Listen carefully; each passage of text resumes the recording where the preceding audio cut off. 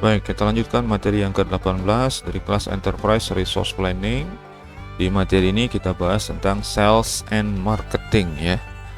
Di materi sebelumnya kita sudah membahas banyak modul-modul dari ERP ya. Dan ini salah satu yang menjadi modul penting dalam sistem ERP. Oke, apa sih sebetulnya sales and marketing ini? Ini merupakan dua fungsi yang terpisah ya dalam perusahaan, tapi dia saling terkait dan bekerja sama untuk mencapai tujuan bisnis. Karena antara sales itu baru akan terjadi kalau ada marketing begitu ya. Nah, jadi dua ini saling berkaitan walaupun dia terpisah sebetulnya ya. Oke, salesnya dulu yang kita bahas tentang penjualan. Mestinya marketing dulu ya, tapi tidak masalah lah ya, karena dua-duanya itu bisa saling mendukung nanti. Yang pertama adalah sales atau penjualan. Ini proses terkait aktivitas langsung ya. Jadi jual produk atau jasa kepada pelanggan yang di dalamnya itu ada interaksi langsung dengan calon pembeli atau pelanggan ya, ada interaksinya.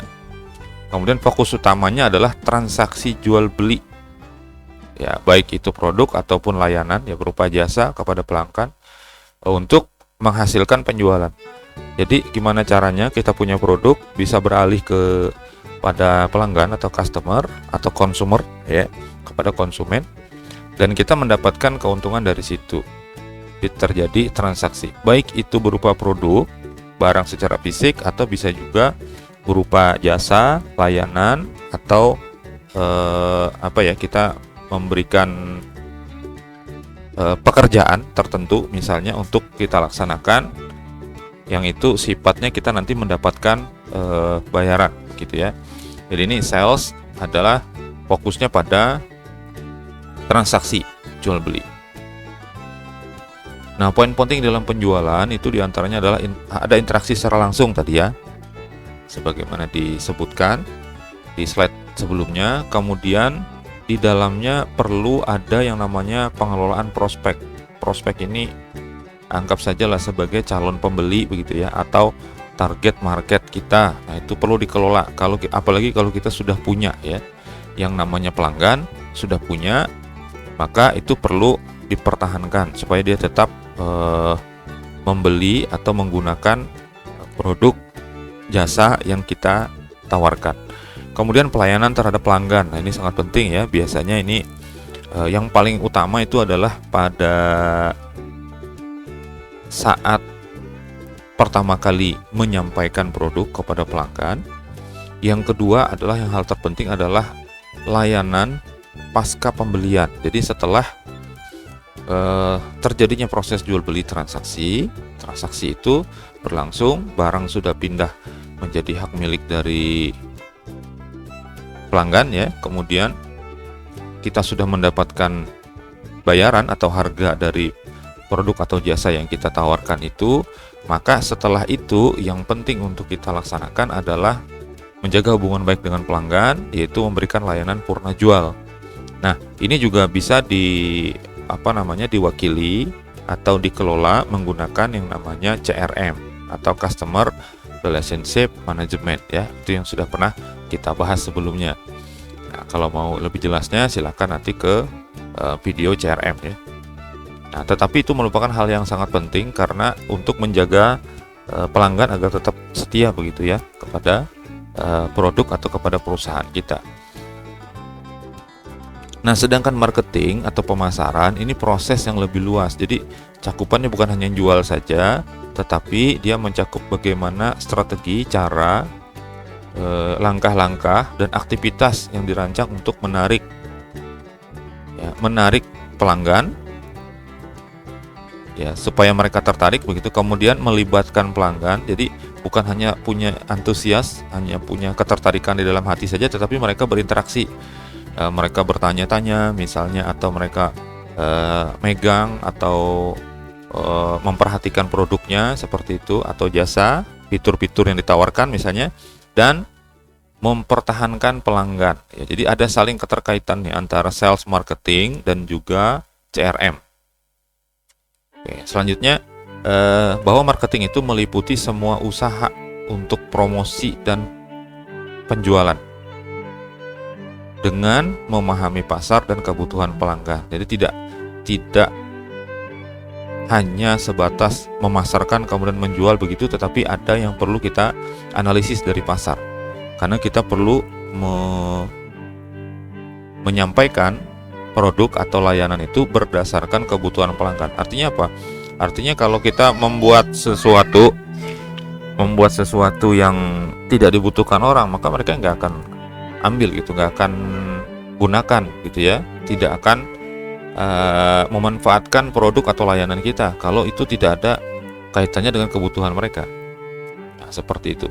Jadi kaitannya sangat luas dan berhubungan dengan modul-modul yang lain yang ada di ERP ya. Oke, selanjutnya poin penting yang dari pemasaran yaitu perlu penelitian pasar ya. Jadi meneliti pasar itu seperti apa, kemudian nanti dengan hasil penelitian atau analisis pasar diketahui nanti produk yang cocok itu apa, kemudian target marketnya bagaimana. Setelah itu dikembangkan strategi untuk menghasilkan produk atau jasa yang dibutuhkan oleh pasar. Ya, setelah itu diproduksi atau dibuat bagaimanapun caranya ya, melalui produksi, kalau perlu material ya melakukan proses di SCM ya, di supply chain management gitu, ada procurement di dalamnya dan sebagainya, dilaksanakan oleh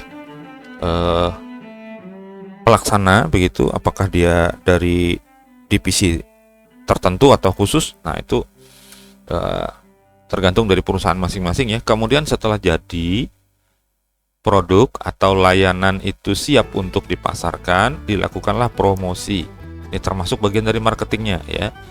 Nah, promosi, kemudian melakukan branding. Branding ini gimana caranya supaya terbentuk kesan positif di masyarakat, di pelanggan ya, seperti itu. Artinya di target market, orang-orang yang bakal kita jadikan target sebagai pembeli, yang kita ancang-ancang atau kita prediksi nanti ini adalah segmennya punya siapa misalnya gitu ya, usia berapa, kemudian itu di branding memang seolah-olah itu pas untuk mereka begitu. Nah, contohnya adalah dengan menggunakan iklan ya, seperti itu. Bisa juga melalui media sosial. Nah, hubungan antara sales dan marketing tadi sebetulnya saling berkaitan ya, saling mendukung. Marketing ini tanggung jawabnya adalah untuk menciptakan kesadaran dan minat terhadap produk atau layanan. Nah, jadi gitu ya. Jadi pemasaran ini gimana caranya terbentuk kesan positif terhadap suatu produk atau layanan atau jasa yang kemudian diharapkan berubah ya menjadi transaksi secara nyata. Nah, ini di bagian salesnya. Bagian salesnya itu bertanggung jawab untuk menjadikan ketertarikan orang tadi itu, pelanggan tadi itu, supaya menjadi nyata, supaya mereka beli. Jadi mengkondisikan gitu ya, marketing ini mengkondisikan agar orang tertarik dan kepengen gitu. Kemudian ya bagian sales ini adalah memastikan mereka memang betul-betul ngambil barang tersebut atau produk tersebut. Nah, itu keterkaitannya adalah pada menyelaraskan tujuan nanti ya, kolaborasi dan berbagi informasi. Karena dia terhubung dalam sebuah sistem ERP, maka sales dan marketing itu datanya saling memerlukan begitu ya. Kadang sales itu perlu data marketing, nanti data marketing perlu data sales, seperti itu. Ya, ada kolaborasi kerjasama dalam sistemnya karena dia bahkan mungkin ada fitur-fitur atau fungsi-fungsi tertentu dari sebuah sistem di ERP itu yang dimiliki oleh marketing juga bisa dibuka atau dikelola oleh sales, bagian sales. Begitu juga sebaliknya. Nah, ini modul sales ya dalam ERP. Modul salesnya ya, dari ada manajemen penjualan, ini pengelolaan pesanan, penawaran dan penjualan dan data penjualannya gitu ya. Kemudian informasi stok. Nah, padahal ini sebetulnya masuknya di SCM ya, di supply chain management di bagian gudang. Tetapi karena dia menjadi sebuah sistem, maka mereka juga punya pengelolaan data tersebut. Penjadwalan pengiriman dan pemenuhan pesanan ya. Kemudian manajemen pelanggan itu masuk di bagian sales, ada basis datanya pelanggan, riwayat transaksi dan nomor kontak. Kemudian analisis perilaku pelanggan. Ini kalau sudah pakai business intelligence ya. Kalau sudah pakai Business Intelligence itu apa saja yang diklik di dalam sistem oleh pelanggan itu direcord, kemudian nanti dibaca polanya, dibaca perilakunya. Jadi misalnya ya, pelanggan ini lebih sering membuka produk tentang apa begitu. Nah, nanti dari sistem akan merekomendasikan produk-produk serupa begitu ya. Itu paling sering kita lihat di e-commerce, di marketplace ya, di aplikasi-aplikasi seperti itu. Ketika kita nyari misalnya sepatu misalnya, maka di bagian bawahnya itu biasanya ada muncul tuh sebuah blog gitu ya, yang judulnya mungkin Anda menyukai ini begitu, di bawahnya tuh sepatu gitu ya. Kalau kita nyari jemuran misalnya, ya nanti ditawarkan jemuran-jemuran juga begitu ya. Nah, itu karena dilihat dari perilaku pelanggan. Kita nih bukanya apa yang kita cari atau yang kita ketik di pencarian produk, maka yang serupa seperti itu akan ditampilkan ke kita. Kemudian pemantauan hubungan pelanggan, ini berkaitan dengan CRM ya, datanya. Customer Relationship Management ya. Kemudian manajemen harga. Nah, ini penetapan harga dan diskon misalnya, ini di bagian sales ya, penjualan. Kemudian manajemen harga khusus. Apa itu harga khusus? Termasuk penawaran dan program diskon ya. Ini harga khusus biasanya berlaku untuk keadaan-keadaan tertentu. Misalnya ada pada saat tanggal tertentu ya. Misalnya nih pada saat weekend misalnya, itu harganya turun atau bahkan naik bisa jadi ya. Tapi kalau dia di hari biasa begitu, maka dia harga normal misalnya. Seperti tiket masuk ke tempat wisata itu ya. Ketika hari-hari biasa itu yang bukan hari libur, biasanya lebih murah dibanding dengan harga libur. Kenapa? Karena orang pada berebut tuh kalau hari libur. Jadi itu kesempatan yang diambil oleh perusahaan untuk mendapatkan keuntungan yang lebih begitu ya. Dan itu sesuatu yang wajar. Bisa jadi karena ada event tertentu, bisa juga ya, ada dalam rangka 17-an misalnya, lalu ada promo-promo. Nah, itu bisa aja. Kemudian pelacakan kinerja penjualan ya, dianalisis, laporan kinerja dan prediksi penjualan, integrasi untuk memantau kinerja ya, karena semuanya termasuk di dalam sebuah sistem, maka semuanya harusnya bisa dipantau dan dianalisis. Lanjut ya, kalau ada pertanyaan nanti tuliskan saja di komentar. Nah, modul untuk marketing di dalam ERP, manajemen kampanye, ini untuk periklanan ya. Jadi untuk mempromosikan, disebutnya kampanye ya. Ada perencanaan, pelaksanaan, pengukuran. Jadi direncanakan dulu nanti bentuk iklannya seperti apa dan sebagainya. Ya kemudian dipasang iklannya, lalu kemudian diukur.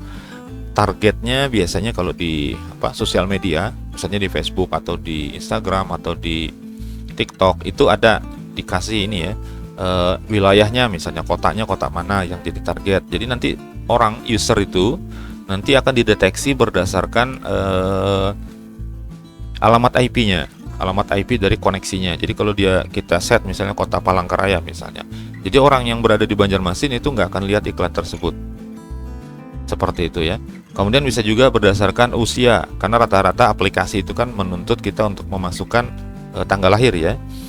Jadi ada rank tertentu misalnya jadi target kita. Nah, disitulah kampanyenya itu direncanakan.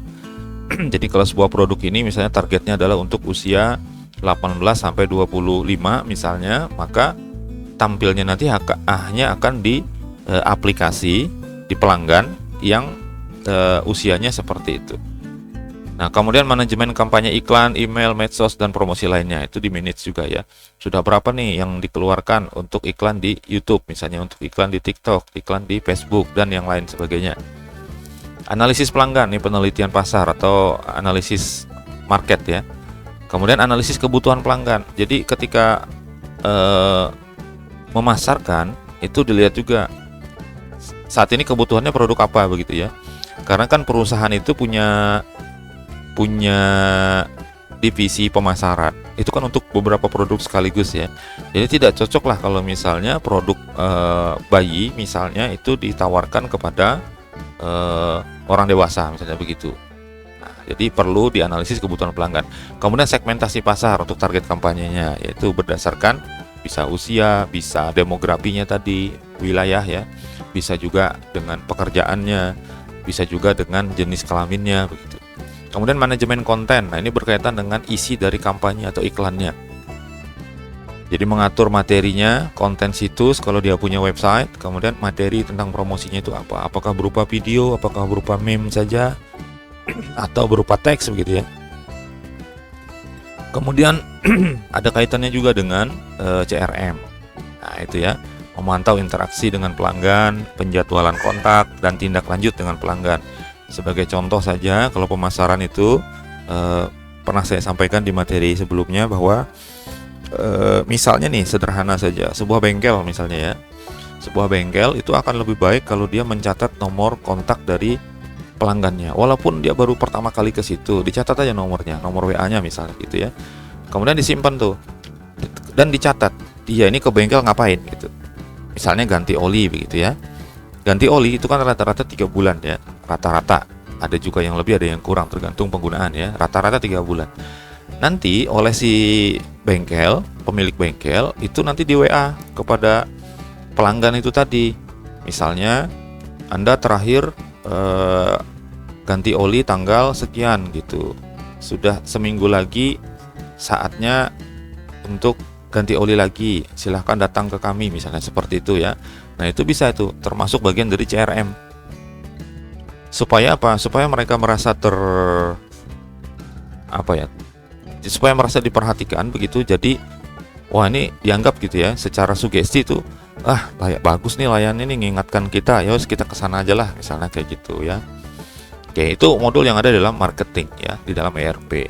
Kemudian integrasi antara modul sales dan marketing itu yaitu terintegrasi dengan mengizinkan informasi dari modul sales dan marketing itu berbagi data tadi ya, yang saling mendukung, dan nanti perusahaan akan memiliki gambaran yang lebih lengkap dari data sales dan marketing. Itu akan ketemu, dapatlah gambaran bagi pimpinan atau bagi eksekutif untuk atau manajemen ya, untuk mengambil keputusan yang lebih baik. Jadi misalnya nih penjualannya sangat banyak di produk A misalnya, maka pimpinan akan mengambil keputusan mungkin memproduksi produk A itu lebih banyak begitu ya, berdasarkan analisis bahwa ini permintaannya masih meningkat nih selama mungkin kira-kira diprediksinya sama 2 bulan ke depan, maka diperbanyak tuh produksi produk A tadi gitu ya. Dan bisa juga untuk meningkatkan efisiensi, yaitu termasuk efisiensi dan efektivitas ya. Jadi efisiensinya dari mana? Yang kurang laku ya dikurangin, jadi kan lebih efisien gitu ya. Di samping untuk menghindari terjadinya stok barang yang banyak begitu dan tidak atau kurang laku begitu ya, ya dikurangin aja produksinya. Produksi yang lebih banyak pada hal yang sifatnya disenangi atau menjadi tren di pengguna begitu atau pelanggan ya. Kemudian bisa juga nanti untuk melihat kepuasan pelanggan seperti apa gitu ya, dan bisa untuk memutuskan strategi penjualan secara keseluruhan. Ya, itu integrasi dari modul sales dan marketing itu sangat penting ya. Nah, terkait dengan order management ya, jadi ini berkaitan dengan pertama adalah menerima pesanan. Ini bisa lewat jalur apapun ya. Sebaiknya semua perusahaan itu membuka semua jalur apapun ya, diterima saja begitu ya. Karena ada orang yang masih ngotot tidak mau menggunakan medsos misalnya, maka ya layani saja kalau misalnya datang ke tempat gitu ya. Jadi kemudian memproses pesanan ya, singkat saja kalau yang ini memproses pesanan. Kalau dia secara online lah itu lebih mudah ya, karena semuanya bisa terotomatisasi, bisa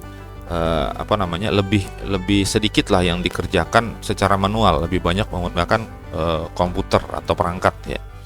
Kemudian setelah diproses pemesanannya, lalu disiapkan produk atau jasa yang diinginkan, kemudian dilakukan pengiriman atau berangkat ke tempat kalau dia layanan ya. Nah, setelah itu kalau terjadi misalnya ada ketidaksesuaian antara yang dipesan dengan yang dikirimkan, maka harus bisa dilayani returnya atau pengembaliannya. Bisa berupa retur barangnya atau retur dana bisa ya. Jadi dikembalikan uangnya juga, atau melakukan pertukaran produk. Kalau udah barangnya kurang bisa ditambah, kalau memang salah bisa diganti. Kalau memang ternyata tidak ada penggantinya, ya harus siap dengan pengembalian dana gitu. Jadi barangnya dikembalikan oleh customer, pihak penjual harus mengembalikan uang dari customernya begitu. Kemudian terakhir nanti ada pelaporan dan analisis. Nah, ini berkaitan nanti dengan bagaimana perusahaan bisa mempelajari data-datanya untuk meningkatkan penjualan, yang hasil akhirnya adalah meningkatkan keuntungan perusahaan. Apakah nanti kelihatan di situ produk-produk yang cenderung diminati ya, kemudian dilihat juga kepuasan dari pelanggan itu sendiri, biasanya melalui tanda bintang ya. Jadi kita selalu disuguhkan hal seperti itu ketika kita membeli sebuah produk, itu langsung nanti setelah barangnya sampai itu kita diminta melakukan penilaian, memberikan rating dan mengulas produk tersebut. Kayak seperti itu. Nah, itu penting itu ya dalam sales and marketing. Kemudian di dalam sales and marketing itu ada namanya pricing model ya, atau pemodelan harga. Nah, pemodelan harga ini berkaitan dengan strategi perusahaan ya, kebijakan harga dan kebutuhan pasar. Tidak mungkin kita menentukan harga sesuka-suka tanpa adanya analisis ya. Jadi tanpa adanya pertimbangan begitu tidak mungkin ya. Sedangkan kita memproduksi saja, kita perlu raw material atau bahan baku, yang bahan baku itu ada nilainya gitu. Ya, tidak mungkin kita menjual harga barang jadi sama dengan harga barang mentah begitu harganya, tentu harusnya lebih tinggi nilainya begitu ya. Tetapi kadar tingginya itu harus disesuaikan dengan strategi perusahaan. Kadang-kadang dijual harganya murah dulu. Nah, ketika dia rame dinaikin sedikit. Nah, orang kan akan karena dia rame kan akan tetap berminat begitu. Kemudian naikin lagi begitu. Kalau sudah terbentuk pasar yang solid begitu, maka nanti berapapun sebetulnya ya, apalagi didukung dengan track record yang bagus dari perusahaan, layanan yang bagus, maka berapapun akan dibeli, akan dibayarkan. Contoh brand-brand ternama seperti itu ya, padahal ya sebenarnya dari fiturnya kalah sebetulnya, misalnya smartphone misalnya, tetapi ada yang brandnya sudah besar duluan, itu tetap laku terus gitu ya, padahal dia secara spesifikasi itu sebenarnya dari produk yang serupa gitu di level yang sama, itu dia kalah tuh spesifikasinya dengan merek baru yang tidak terkenal ya, tetapi penjualannya tetap lebih tinggi yang terkenal itu, padahal lebih mahal gitu.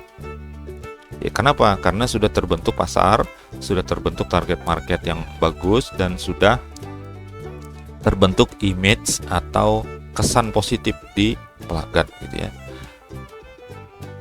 Nah, dengan pricing model ini dalam sistem ERP, memungkinkan perusahaan nanti mengelola harga dengan lebih terstruktur ya, sesuai dengan parameter tertentu ya. Tentunya yang lebih tahu adalah perusahaan masing-masing berkaitan dengan misalnya pengiriman, itu biaya pengiriman berapa, kemudian biaya produksi berapa, terus karyawan jumlahnya berapa, tentu akan menghitung itu juga ya.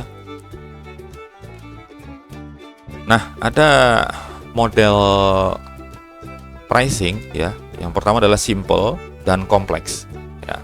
Yang simple pricing ini yang sifatnya langsung dan sederhana, dan produknya produk tunggal begitu ya, yang dibeli dengan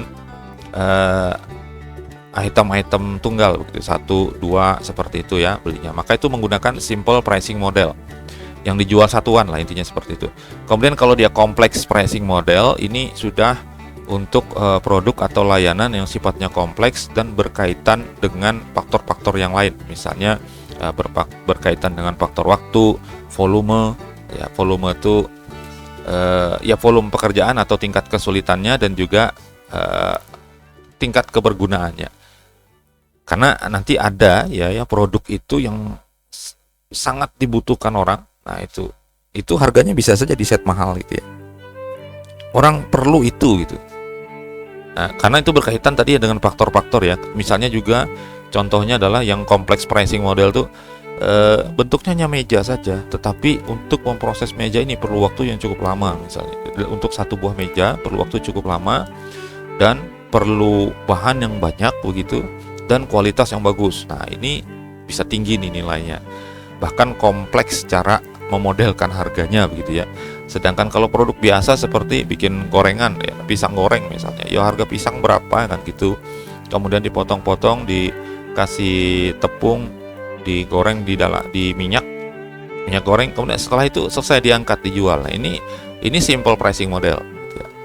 Tapi kalau di prosesnya lama misalnya, kemudian perlu bahan-bahan yang tertentu, yang khusus, yang didatangkan dari mana, nah itu biasanya harganya agak kompleks menentukan harganya ya. Nah, konsep penting terkait dengan pricing model di ERP itu pertama penetapan harga, kemudian segmen pelanggannya, apakah dia individu atau korporat gitu ya. Barang ini apakah bisa dimiliki oleh orang-orang secara pribadi atau untuk perusahaan sebetulnya begitu ya. Nah, kemudian perubahan harga otomatis ini perlu juga nih. Kenapa? Karena bisa saja nanti berdasarkan waktu dirubah harganya, kemudian berdasarkan momen tertentu yang saya sampaikan tadi. Misalnya karena 17 Agustus misalnya ada promo nih, dikasih promo. Kemudian kalau dia apalagi begitu ya, ulang tahun dari perusahaan misalnya, maka dikasih gratis misalnya, atau ada layanan gratis ongkir misalnya, atau beli satu dapat satu berarti dua ya, kalau beli satu dapatnya dua berarti tiga kan gitu ya. Nah, atau ya seperti itulah ya. Jadi kadang-kadang promosi itu tujuannya adalah untuk menarik orang supaya datang. Ada yang lain lagi yang mart itu ya, dia melakukan misalnya promo kemudian tebus murah dan sebagainya ya, itu adalah trik. Nah, tapi di sana ada pricing modelnya. Kenapa? Karena harganya kan diturunkan ya. Atau misalnya beli paketan misalnya, kalau ini sama itu harganya jadi lebih murah misalnya begitu ya.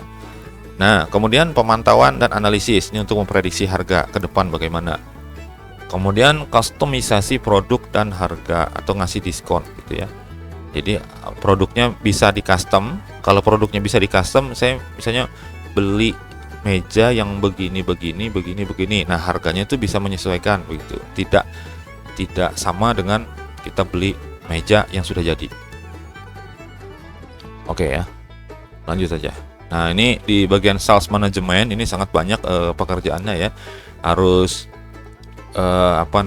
berkaitan dengan berbagai macam. Ada building team di situ ya, ada analisis, ada motivasi untuk mendorong supaya penjualannya meningkat. Kemudian ada enablement ini untuk aktivasi, mengaktifkan ya. Kemudian ada targeting, ada messaging ini perpesanan begitu ya. Ada disiplin dan seterusnya. Ini untuk mendorong terjadinya peningkatan penjualan. Nah, komponen-komponen perencanaan dalam penjualan ya. Pertama ada misi dari perusahaan dan posisinya perusahaan ini bagaimana begitu ya. Itu harus disiapkan, direncanakan. Prosesnya adalah dari situ ya. Misinya apa? Tentu nanti harus sejalan dengan misi itu. Misi kan harus dicapai ya. Nah, tentu harus sesuai tuh ketika melakukan produksi, menghasilkan produk ya harus yang mencapai misi begitu. Kemudian ada struktur dari organisasi penjualannya, misalnya apakah divisi ataukah departemen penjualan atau hanya unit saja. Kemudian ada tujuan dan ada targetnya. Ya, yang ingin dicapai apa dari penjualan. Kemudian target audience dan customer segment. Jadi targetnya nanti yang menjadi bakal target pasar lah gitu ya. Kemudian ada segmennya. Segmennya berdasarkan usia kah, demografi atau apa tadi yang saya sebutkan ya. Kemudian ada strategi penjualan dan caranya, teknik penjualannya. Kemudian mengeksekusi. Nah, ini melaksanakan perencanaan itu. Jadi yang sudah direncanakan strategi dan metodologinya bagaimana itu dilaksanakan, dijalankan, kemudian didukung, disupport ya. Support ini macam-macam bentuknya, support dari manajemen, support juga kepada dari sales kepada pelanggan bisa juga ya, menggunakan CRM dan sebagainya. Oke, selanjutnya. Nah, ini proses dari perencanaan penjualan ya. Di pertama adalah analisis, kemudian menentukan tujuan, menentukan apa yang ingin dicapai gitu ya. Kemudian mengembangkan perencanaan, mendevelop ini, menyusun strategi dan sebagainya, kemudian mengeksekusi. Setelah dieksekusi, dievaluasi apa hasilnya nih tadi, berdasarkan dari hasil analisis, menentukan tujuan, development plan sampai executionnya itu dievaluasi. Nanti balik lagi tuh di adjust ya, di adjust itu di set lagi, dianalisis ulang, kemudian di set lagi. Kalau ternyata berhasil begitu ya, maka tujuannya harus lebih besar. Kalau awalnya targetnya misalnya hanya 100 orang, oh ternyata bagus nih, maka bisa ditingkatkan jadi 150 misalnya atau 200 gitu ya. Kemudian caranya gimana nih? Apakah cara yang sama atau dikembangkan lagi caranya dan seterusnya. Seperti itu ya. Jadi ini prosesnya akan berulang, dianalisis kembali, di adjust gitu ya. Disesuaikan. Kalau ada pertanyaan nanti silakan tuliskan di komentar ya. Kemudian marketing di dalam ERP. Nah ini kita perlu, dalam marketing itu ada kaitannya dengan ini ya, Customer Relationship Management atau CRM. Yang pasti ketika kita memasarkan sesuatu, kita harus tahu produknya itu apa yang akan kita tawarkan. Jadi jangan sampai kita tidak paham produk yang kita mau tawarkan ini apa sih sebetulnya gitu. Kalau dari sisi manfaat buat apa gitu. Dari sisi harga, dari sisi fitur yang bisa yang dihasilkan dari penggunaan produk itu apa, atau layanan itu apa begitu ya. Kemudian harus tahu harganya. Harus tahu harganya dan harus tahu tempatnya. Ketika orang tanya nih belinya di mana gitu, kok nggak tahu gitu ya, nggak mungkin kan. Nah misalnya kalau di perencanaan tuh pasti sudah ada ya, nanti akan dijual di mana, melalui medsos kah, atau melalui marketplace, atau melalui e-commerce begitu ya, atau bahkan toko online yang dimiliki oleh perusahaan itu sendiri misalnya. Kemudian harus tahu pelanggan yang tepat, target yang tepat. Ya, seperti saya contohkan tadi, produk bayi dijual kepada orang dewasa itu tidak mungkin ya. Maksudnya adalah targetnya ya. Kalau orang yang belinya tentu orang dewasa, kalau bayinya kan nggak bisa beli ya. Tetapi yang dimaksud di situ adalah bukan digunakan oleh orang dewasa, maksudnya begitu. Atau misalnya yang harusnya digunakan oleh perempuan ditawarkannya ke laki-laki, misalnya, itu kan tidak benar ya. Artinya tidak sesuai customernya gitu. Nah seperti itu. Di dalam ERP itu karena dia saling berkaitan semuanya, tentu kita berkaitan juga dengan sales ya, berkaitan juga dengan kebijakan daripada pimpinan. Maka di dalam ERP itu nanti ada data yang diambil dari unit yang lain begitu, masuk ke dalam marketing misalnya.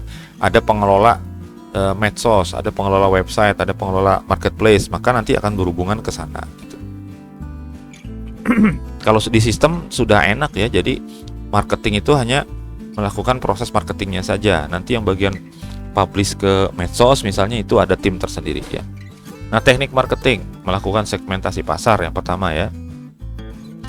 Bisa melalui harga, produknya, tempatnya, promosi, orang-orang, packaging bisa juga ya. Kemudian prosesnya. Kemudian perencanaan produk, menetapkan harga sesuai kondisi, termasuk dengan kompetitor. Jadi kalau orang sudah jual harganya segitu, kalau kita jual lebih mahal dengan barang yang sama misalnya, maka itu orang nggak akan beli, nanti orang beli yang lebih murah itu. Kemudian memilih tempat dan distribusi yang tepat juga, menggunakan teknik promosi, apakah pakai diskon, giveaway ya, pakai influencer misalnya, cashback bisa jadi, atau voucher. Ini paling sering voucher ya. Cashback juga ada yang balik lagi sekian persen, nanti bisa digunakan untuk beli lagi. Nah seperti itu. Kemudian memaksimalkan sosial media dan social networking, bisa lewat post, mereply produk, atau melakukan mention, atau melakukan balas-balas komen begitu ya. Menerapkan sistem reselling dan dropshipping. Nah ini sehingga kita bisa menerima reseller dan dropshipper begitu. Ya boleh saja itu ya dilakukan untuk cara pemasaran, karena kita nggak bisa menggunakan semua media, misalnya kita gunakan orang lain gitu, bisa. Menerapkan promosi word of mouth. Nah ini juga penting ya, jadi berdasarkan testimoni begitu, orang ngomong oh ini produk bagus. Nah secara tidak langsung itu adalah teknik marketing atau promosi. Kemudian melakukan branding, bahwa produk ini bisa itu dan sebagainya, ini sudah teruji melalui lab dan sebagainya begitu ya. Menjalin hubungan yang baik dengan pelanggan, nah, itu juga penting, bagian dari marketing. Nanti ditawarin tuh padahal dia nggak butuh apa-apa gitu, cuman karena dia pernah jadi member, jadi jadi pernah beli gitu, dan dicatat datanya, kemudian dikontak terus. Ini kami punya produk ini, apakah tertarik? Udah gitu. Kalau dia nggak tertarik ya udah gitu kan, nggak apa-apa. Namanya juga promosi, nawarin gitu ya. Nah biaya marketing ada banyak sekali ya.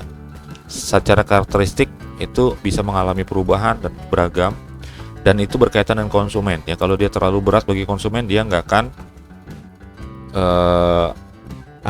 tidak tertarik begitu ya. Nah, biaya marketing ini adalah untuk biaya pemasarannya. Ada intinya seperti ini ya. Biaya marketing itu ada yang dikeluarkan oleh perusahaan secara khusus untuk memang pemasaran gitu ya. Ada yang diambil biaya itu justru dari harga. Nah, seperti itu. Kebanyakannya adalah dari harga. Jadi ketika perusahaan itu menjual produk dengan harga tertentu, itu sudah include dengan biaya iklan sebetulnya. Jadi kalau dia mau produksi misalnya air mineral misalnya, itu 1 juta dus misalnya gitu ya. Dalam 1 juta dus itu kan dibagi tuh harga per gelasnya itu berapa. Nah, di situ dalam 1 juta dus itu sudah tersisip di situ harganya. Harga jual itu adalah termasuk harga untuk promosi. Jadi sebetulnya yang biayai iklan itu adalah pembeli. Ya memang nggak kerasa. Misalnya ya 1 botol minuman tuh 5.000 tuh ada sekian persennya itu sebetulnya kita tuh secara tidak langsung itu membiayai dari situ untuk iklan yang kita lihat juga sebenarnya begitu. Ini seperti itu ya. Jadi ya masing-masing perusahaan punya caranya tersendiri untuk mengeluarkan biaya pemasaran itu ya. Ada yang direncanakan tadi yang memang dari perusahaannya itu ngeluarin gitu. Ada yang dibebankan kepada konsumen. Oke, seperti itu ya. Itu gambaran secara umumnya. Kemudian ERP sistem dan media sosial. Nah, integrasi ini sangat penting ya dengan antara ERP dengan media sosial. Jadi kalau misalnya ada produk baru itu bisa langsung di push gitu ya, di blow up ke media sosial atau ke situs-situs berita misalnya begitu ya, bisa ya, sehingga itu kan nanti memberikan manfaat yang besar justru yang bisa kita dapat nanti feedbacknya dari orang lain, entah itu pelanggan atau orang yang sekedar membaca informasinya. Nanti ya, bisa jadi akan terjadi interaksi begitu ya, dan peningkatan penjualan, bisa memahami pelanggan dengan baik nanti ya, kemudian segmentasi dan penargetannya jadi lebih tepat, kemudian mudah melacak respon pelanggan misalnya melalui komen-komen yang mereka tuliskan atau mention-mention yang mereka lakukan di media sosial. Kemudian bisa melakukan penjadwalan pemasaran berdasarkan event tertentu. Lalu bisa melakukan personalisasi konten, dalam arti menyesuaikan konten dari medsosnya, dari promosi atau marketingnya itu secara cepat gitu ya, berdasarkan keadaan-keadaan tertentu, dan bisa merespon otomatis. Kalau media sosial kan sekarang sudah bisa seperti WhatsApp bisnis, itu sudah ada respon otomatisnya. Ketika orang melakukan pengiriman chat WA, maka nanti akan dibalas dulu begitu ya, dengan balasan otomatis. Nah, itu nanti akan justru meningkatkan interaksi ya. Oke, kalau ada pertanyaan nanti silahkan tuliskan di komentar ya. Oke, kita lanjut ke bagian yang ke-19 yaitu quality management ya. Nah, masih di kelas Enterprise Resource Planning.